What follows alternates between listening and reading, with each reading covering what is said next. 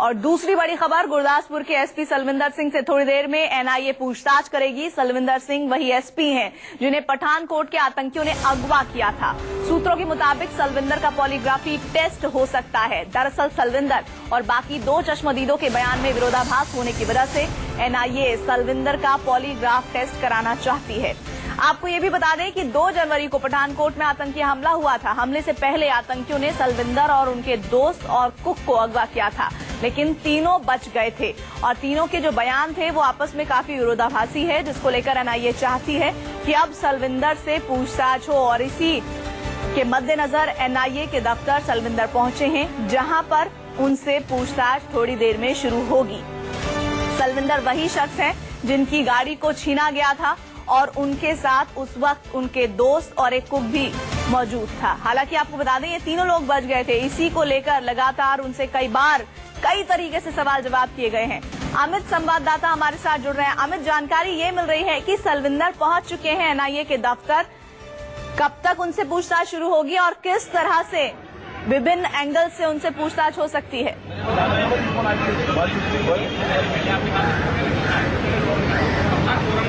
देखिए 11 बजे का वक्त मुकर्रर किया गया था कि जब सलविंदर को बुलाया गया था, सम्मन किया गया था कि वो एनआईए हेडक्वार्टर पहुंचे 11 बजे और ठीक 10:50 पर सलविंदर सिंह एनआईए के हेडक्वार्टर पहुंचे थे। सबसे बड़ी बात की जो बयान है उनके कुक के, इनके बयान में विरोधाभास आ रहा है। जो सबसे बड़ी बात की जो दरगाह जहां पर वो 31 की रात को निकले थे, कहा जाता है कि 9 साढ़े 9 बजे वो वहां से निकले और जहां से इनकी गाड़ी को इनको किडनैप किया था, आतंकियों ने इनकी गाड़ी पर सवार हुए थे, वो लगभग 11:30 बजे का वक्त है। तो वो बीच में लगभग 2 घंटे का वक्त होता है, जबकि दरगाह से वो स्पॉट पहुंचने में मुश्किल से आधे घंटे से 45 मिनट का वक्त लगता है। इसके अलावा जो कुक है वो भी अलग अलग तरह के बयान दे रहे हैं। तो कई ऐसी चीजें हैं जिनको लेकर पूछताछ होनी है और इसीलिए पंजाब में पठानकोट में पूछताछ के बाद उन्हें यहां बुलाया गया है। और सबसे बड़ी बात पॉलीग्राफी टेस्ट और जो लाइट डिटेक्टर टेस्ट है, ये दोनों टेस्ट भी कराने हैं, लेकिन इसके लिए जरूरी है कि इनकी सहमति हो। अगर सलविंदर सहमति देते हैं तभी इनकी लाइट डिटेक्टर टेस्ट और पॉलीग्राफी टेस्ट होगा, अदरवाइज फिर कोर्ट जाएगी एनआईए। और इसके लिए जरूरी है कि आज जो पूछताछ होगी, जो सवाल एक